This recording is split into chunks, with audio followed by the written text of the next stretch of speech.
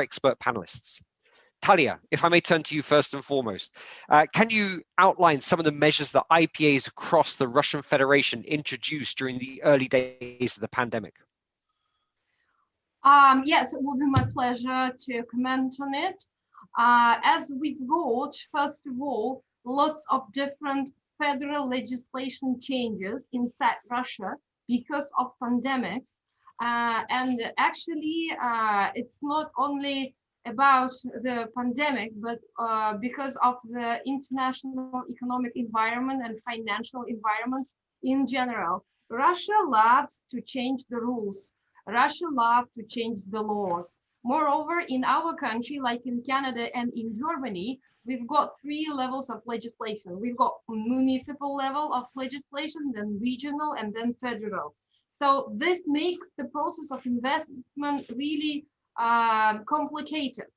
And that's why the federal government decided to come up with a new law, federal law, that actually, if you sign the agreement with the regional government or federal government, depending on the number of volume of investment, you can fix the taxes, you can fix the custom rate for 20 years.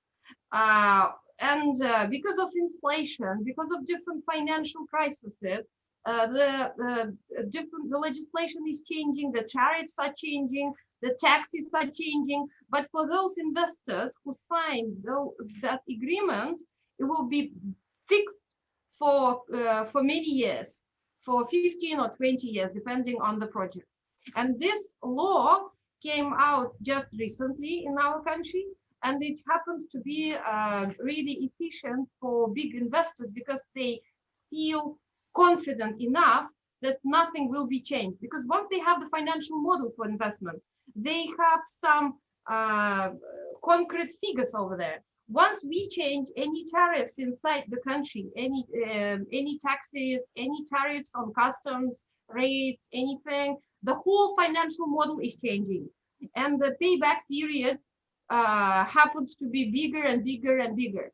And that's why, in order to be more stable for our investors, they happened to come out with that law, and Tatarstan was also one of the members inside working groups. So we were trying to make it really easy for them. As for regional IPAs, we have the National Association. So all IPAs, we communicate with each other. We have the chat on WhatsApp. We are online together. And that's why we were on a weekly basis, we were online together each Friday, trying to share what we can do as regions to help and support those investors who are already invested. Because there was no any question of newcomers those days.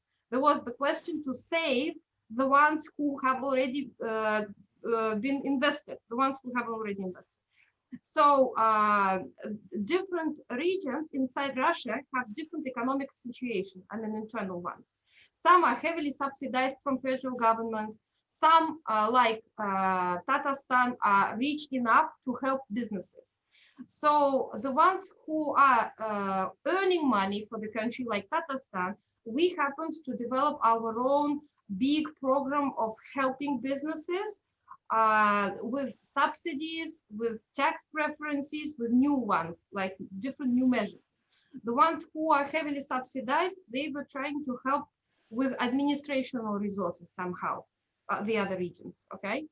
So, and I think that was actually the year when we all were trying to save the ones who are already here, not talking about, and the financial models of the newcomers, the ones who just started investing, for example, construction processes, the ones that they have, they were trying to restructure the financial model. Why? Because the investors, they usually take money to invest from other profits of other businesses, but there was no any profit from all those businesses as well. So they happened to restructure the models, financial models, and we were trying to help them to give them subsidies, to work with banks somehow, although the banks, they also suffer the loss, right?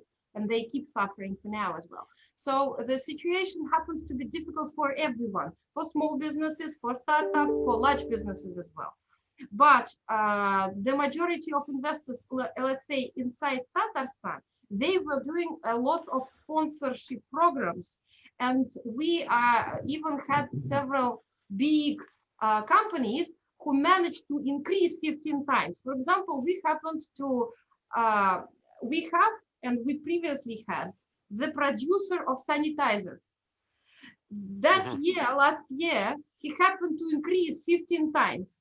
So it was a very profitable year for that company, because the sanitizers now are in a high demand. Everyone wants, yes, the sanitizers.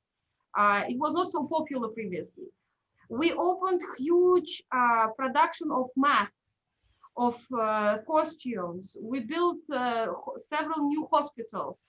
So we happened to change government programs. And that year was a year of challenges for everyone. I don't want to say that that was a year of a problem or of a big loss, although it was. I would love to say that that was a year of challenges and of also of opportunities for the ones who are eager enough and innovative enough to be flexible and to find out the way of coming out somehow.